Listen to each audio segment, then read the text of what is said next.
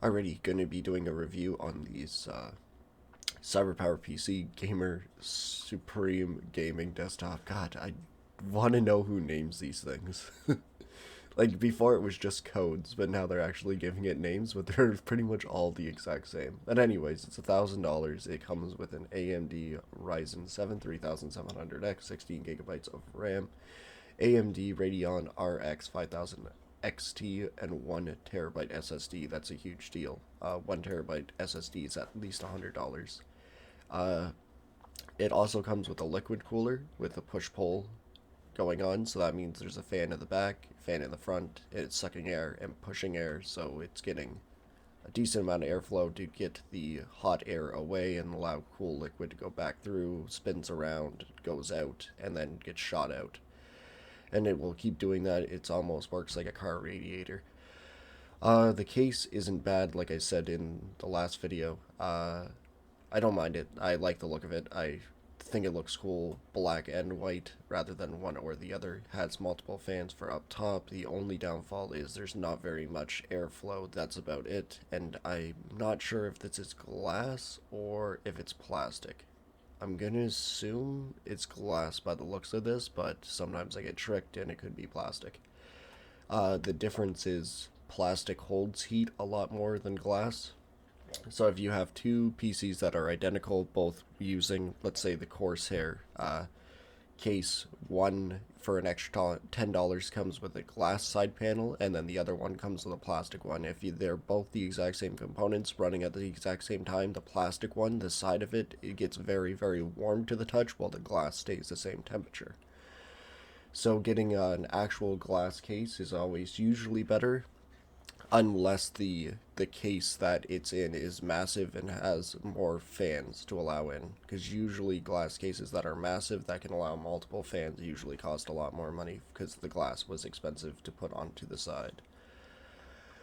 Yeah, the RX 5700 XT is a great graphics card. It competes with the AMD, it would compete with the Nvidia.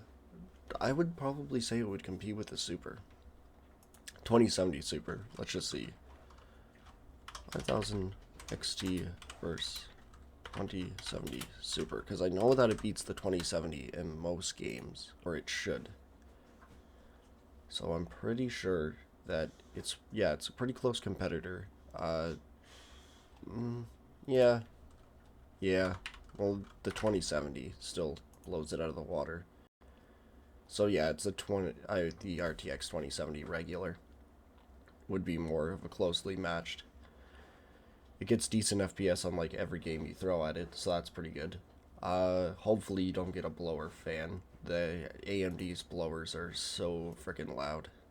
And then if you went to build this yourself, this one's 1,000. You go to build it yourself, you are looking at, without even a keyboard, mouse, Wi-Fi, or Windows 10, you're already looking at spending 1,140 plus that other stuff. You'd be saving $200, just like it's advertising here. So yeah, they're actually not lying. I would put this at an upper mid-level gaming PC, so it's definitely just shy of being high end. If the graphics card was better, it would definitely be high end.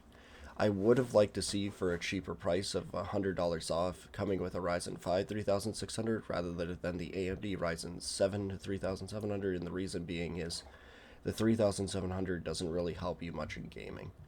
So, like, they both pretty much score the same in gaming. Desktop, they almost score the same, and then workstation. So by that, workstation means like video editing, photo editing, engineering programs, anything that would be deemed as high demanding. That's what it's talking about for workstation.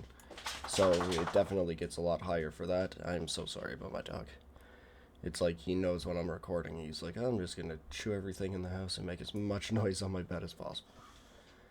But yeah, above all, like, it's not bad at all. I'm pretty sure the sale ends today, so if you are planning on getting this, you don't have long to choose if you want to get it or not, but for $1,000, I don't think you're gonna find much better than this.